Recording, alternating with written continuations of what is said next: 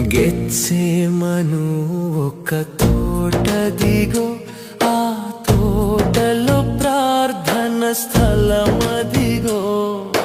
గెత్సేమను ఒక తోటదిగో, ఆ తోటలో ప్రార్థన స్థలమదిగో.